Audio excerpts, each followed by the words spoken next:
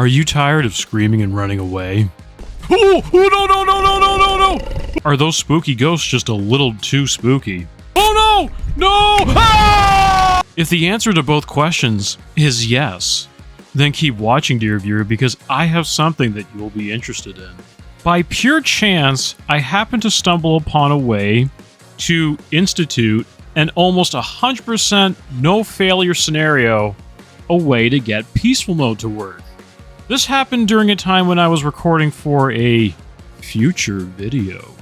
And I thought, well, if there were people out there that wanted to maybe have more of the older experience, as opposed to running for your life and forming future gray hairs or a new heart condition, or just a fear of anything that goes bump in the night, I might as well just hand it off to you guys and let you go from there. Well, goalie, how do you know this is going to work flawlessly? How do you think this is going to be something that I can do every single time without failure?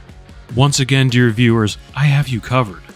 Not only did I stress test this on PC and console, Rynex himself has also confirmed that this does work.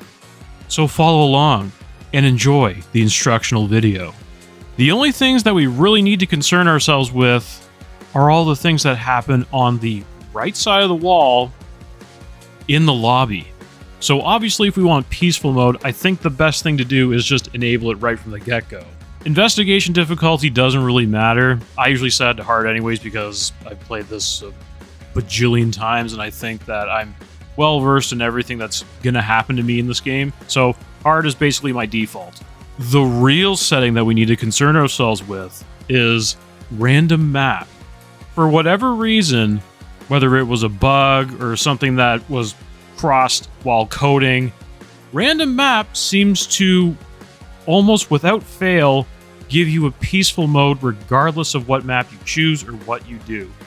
You do not have to worry about any hunts, you don't have to worry about super aggressive ghosts, at least for the most part, and you can go back to the old settings that you had before the 1.10 update. So for the purposes of proving myself right and making sure that you have nothing to fear, I'm going to dive in to the peaceful mode in Phantom Investigation.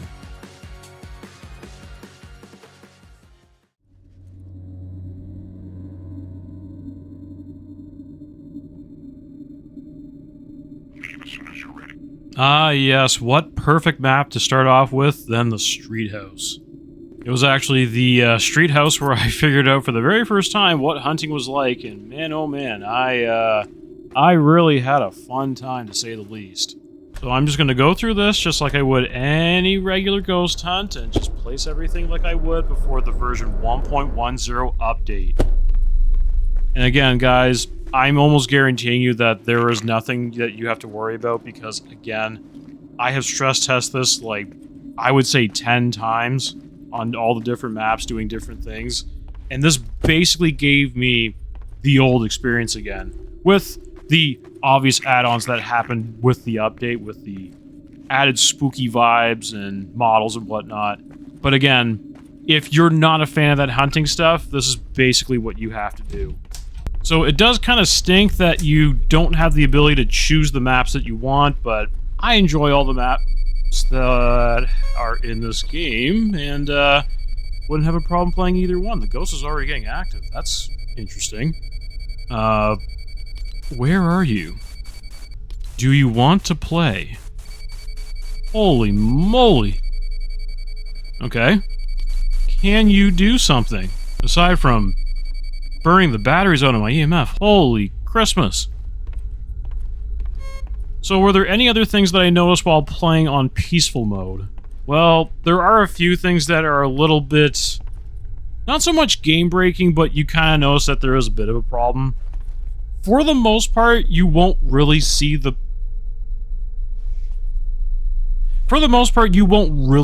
ghost. You'll see more of the cloud formation or the dark mist that kind of shrouds them or whatever their embodiment is. You'll see that more often as opposed to a model, because throughout all the playthroughs I had not seen one model once. The other thing is that a lot of the ghosts, I don't know if this happens in the hunting version, but it certainly happens in this version, the peaceful version. There are ghosts that do get stuck to certain rooms. They do deviate, but you will know right away where the ghosts are because in a lot of situations they do tend to hover in one area. So, keep that in mind. I gotta stop talking and focus on this ghost. I'm a little bit split-focused here. So, we know you're an EMF ghost, but you're not doing anything with the thermometer.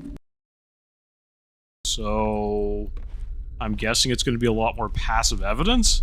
I mean, I don't mind that. Oh. Hello. What do we have here? Hello? Any spooky ghosts in here? Doesn't look like it. It's doing a lot of ebbing and flowing. I'm gonna keep note of that. Because if that is the case, I know what ghost we're dealing with here. Oh, there you are. Hello. Alright. Well, we're just gonna turn the light back on if you don't mind, friend. You're being extra creepy. So again, I don't really mind either way. I can play peaceful mode or I can play the hunting mode. I generally tend to like the peaceful mode because I can kind of control the flow of everything and, you know, get my bearings as opposed to the hunting mode where I am at my wit's end and basically staying right behind the safety boxes here. You are being extra creepy, but you're not really showing up. And that is an issue too. Hello? Hello? Another thing to add, sometimes you will find that the old ways of the ghost kind of building up and then doing its thing are very prevalent in peaceful mode. Because in a lot of situations, they don't really get going until maybe the first intimidating sound. I know in this case, this ghost is going ham, but in a lot of occasions, I have run into ghosts where it took them a little bit. You haven't done anything evil, at least not yet. So, if that's the case, I'm just guessing. It's early. Well, not really, but it's early enough that I'm going to assume that it's a poltergeist. Because poltergeists tend to ebb and flow quite a bit. Except in this case, it is acting strangely consistent with its creepiness. But, yeah, poltergeist... Okay, that was right behind me. What the heck? Yeah, there's that ghost shroud, if you want to call it that. That pops up quite a bit. I have very rarely seen the actual models of ghosts in peaceful mode, so just keep that in mind. But yeah, just going back to the poltergeist. Poltergeists tend to be very ebb and flow-like, and they will get really, really creepy all at once. And then they disappear. And they're really, really creepy again.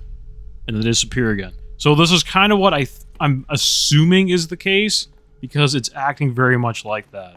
And we are just waiting for some ghost writing or some ghost orbs, which also are sometimes difficult to see in peaceful mode. There's a lot of things that happen in peaceful mode that will go a little bit awry, so just keep that in mind. Overall, though, this is pretty much proving my point. Aside from the ghost appearing behind me, no hunts. So, it does work.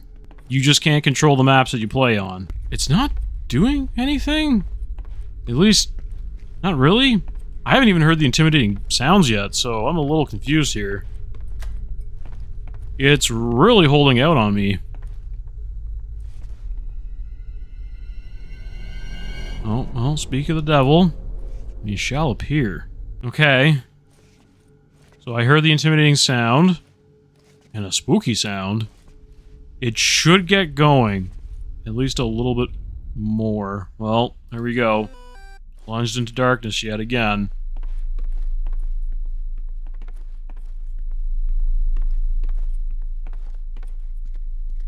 I I am kind of wondering if it is a poltergeist. I'm starting to doubt myself here. Because if it was, it should have done some writing by now. I don't know if I want to give up on it at this point, because I haven't seen anything evil. Like, nothing evil. Well, Mr. Spooky Ghost, I kind of don't want this to turn into a 40-minute long investigation on one map. Could you please do something? Please? I'm kind of wondering if I should... Oh. Aha! It was a poltergeist. Well, there you go, guys. I guess in some sense I was right. I did lapse in my faith there, but it was indeed a poltergeist after all. So, there you go, guys. That is a peaceful playthrough, 100% guaranteed, every single time that you want to have one. The only thing is, again, you're going to have to remember the following settings. Obviously, enable the peaceful mode. You can choose whatever difficulty you want, but I do recommend hard, because if you choose easy, you will probably just end up going to the wrong house and sitting in a completely non-haunted house, which is very boring.